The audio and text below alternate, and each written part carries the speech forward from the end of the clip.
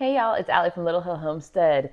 We have been doing so many extract videos, and we have more coming. I thought we were done, but we are not. So we got 20 pounds of peaches from Azure Standard, and I'm in the middle of processing all of them. Well, here at Little Hill Homestead, we love to use every bit of anything we can. So if we have peaches, say for instance, we want to be able to use the skins, the pits, you name it, we want to utilize it because why not, right? You already paid for the peaches, you might as well get some bonus material out of it, right? So we are going to be making almond extract.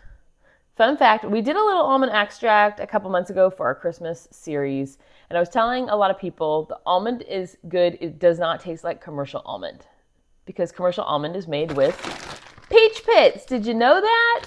So today I'm going to be showing you guys how to dry your peach pits and how to make extract out of them.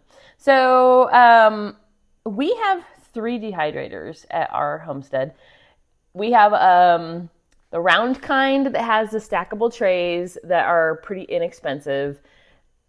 They're not very efficient, I don't think. This was our starter one.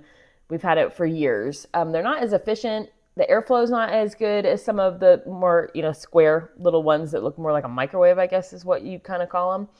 I have a Kasori that is a big mamba jamba. Like, I have to run it outside because it lets off a lot of heat. And so it sits in our laundry room, but we do make our homemade dog treats with it. And, if we're doing a lot of dehydrating, I use that one. Then there's this guy. How cute is this little thing? I'm going to show you. Look at this. Like, it weighs next to nothing. It's by a company called Septree, S-E-P-Tree. And what I like about this one is it's very lightweight. So when I'm doing littler projects or doing herbs or things like that, I can run this in the house. It's not as hot as my Kasori, which I love that thing. I'm not going to lie. But this one I like because it's easy. What I like about this one, right now, this one is listed on Amazon. I think it's $94 and change full price. They always have coupon codes. Like today when I'm filming, I just went in there and looked. I got a $20 off coupon, so $74. That's awesome. Am I not right? I am right. So I love my Kasori. I should do a battle of the dehydrators, put all 3 of them out and see which one's the most efficient. But what I like about this one is the ease. So it's super duper tiny. It just has a little tiny door. How cute is that? And then it has 6 trays. It comes with like these little rubber things to use to get the trays in and out because they do get hot. And then each tray is just a little silver tray. It's got a drip catch at the bottom, so when we do dog treats and stuff like that, it's good to go. It did come with a recipe book and stuff, and then it does have like the silicone ones for like smaller stuff if you're worried about it falling through. I haven't had any issues with stuff falling through though, so I don't really use those that much, but it's cool. It's cool, right? So this is our little dehydrator. There you go. So we have our peach pits. I processed our peaches yesterday, you guys, and I didn't finish until like 9 o'clock at night. So I decided, how should I do this? Grabbing a cutting board. I decided to throw them in a Ziploc, which I know you guys don't love my Ziplocs, but it is what it is. So I'm just going to take some of these trays and put our peach pits on it. You can skip this step and just leave them out for 3 to 4 days, but I'm ready to get these things done. We don't want to take all of our lives to process peach pits, right? I'm kind of over, that one already cracked, so I'm going to leave it out.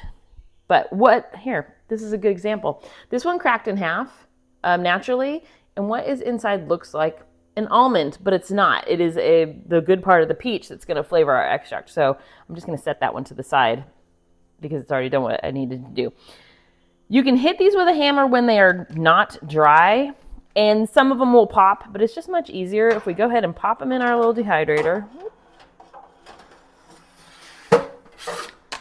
If we pop them in our dehydrator, it moves them along a little bit faster so we could get done with these peaches because I'm ready to move on. I'm trying to go back to finishing the beauty or the skincare or the body series that we've been working on, because my laundry room is completely covered with stuff right now, you guys. Like, there's a billion things in there. But boop. How cute is this thing? I love little things like this because it's easy for me to store this thing. It's like the size of a toaster, to be honest. But what I love is when I do stuff like this or herbs or something, it's really easy for me to lift this thing. My Kasori weighs a ton. We actually talked about getting a cart for that thing so that I can roll it around because it's just heavy enough to be very, very hard to move. So I'm only going to do 3 trays today. And get my little towel. I'm going to leave that guy out because he's already cracked. But the fun part, let me get him turned on. What I like about this one, I'm going to set my temperature to we're going to do 190. There you go. I'm going to do the hottest it'll go. I have my time set to 24 hours. We're not doing it for 24 hours. I'm honestly just going to let these go for a couple hours while I'm working on our peach syrup. What I love about this one too, my Kasori or my other one don't have this. It has a light.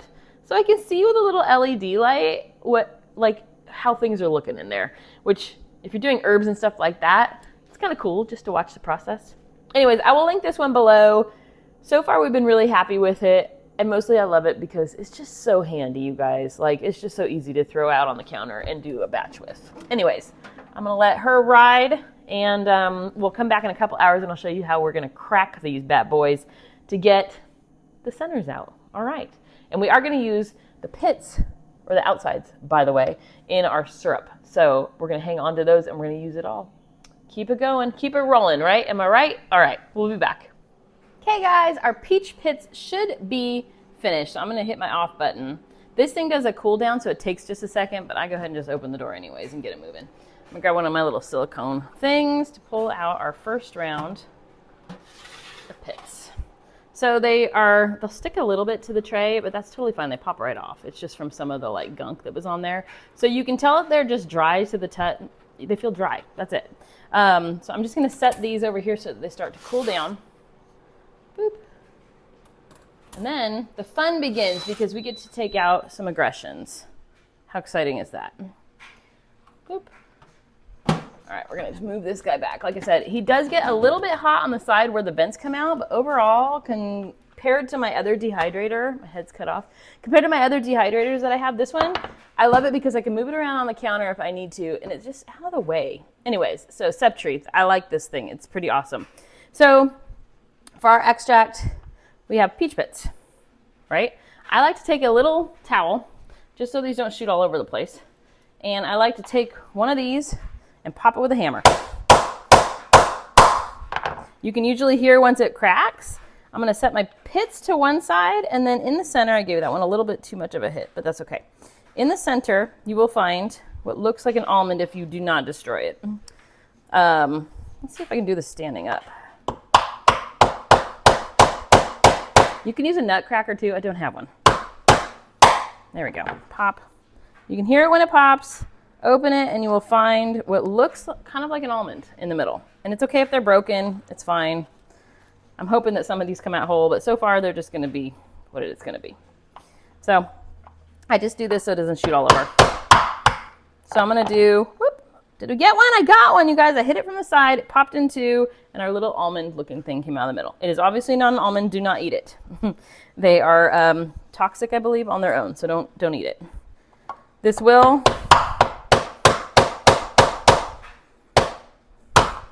I'm telling you, if you're mad at somebody, this is your jam. If you do these a little bit longer, they do pop a little easier. But these went for about 2 hours, not quite 2 hours. Y'all, this one's going to be a pain in my butt. All right.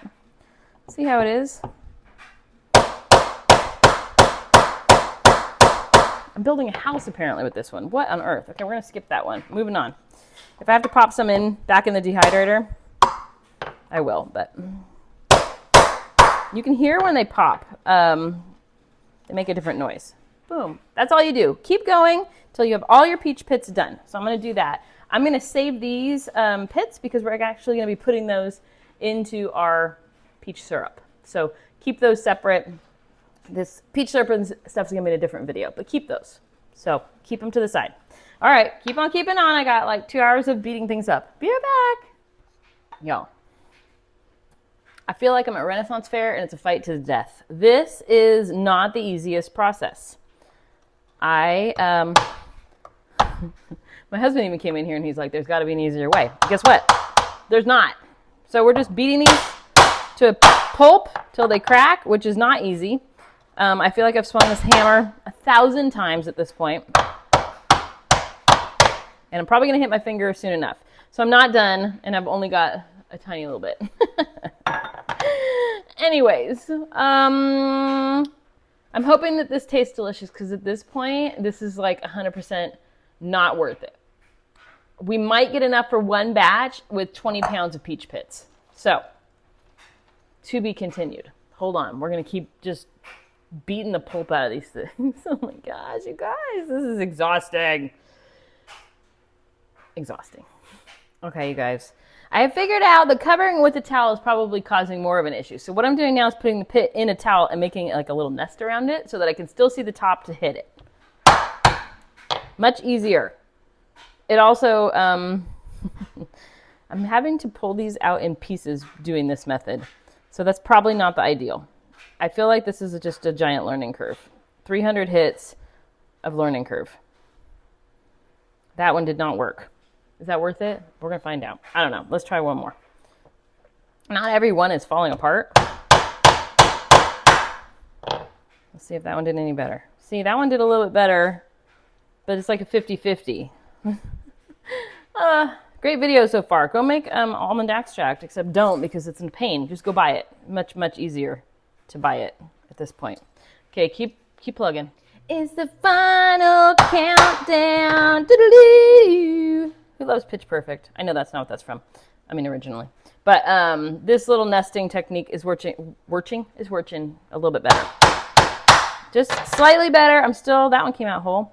I'm still feel like this is a pain, you guys. But I'm down.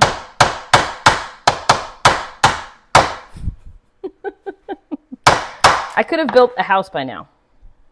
Let's just say that. I could have built a house by now. Okay. 4 to go. 4 to go, you guys. And then I'm going to wash my hands really well and bring you back. Okay? 4. Hey, we're back. So, let me tell you a story. No, I'm just kidding. I did 20 pounds of peach pits. Keep in mind that my peaches were a little bit smaller, so I had a lot of pits. And we ended up with 1/4 of a cup of peach pits. So, they smell incredible, you guys. It's the funniest thing because it smells like what this ends up tasting like when you buy like a commercial one. I don't assume that they are using these because they would charge way more for it if they were.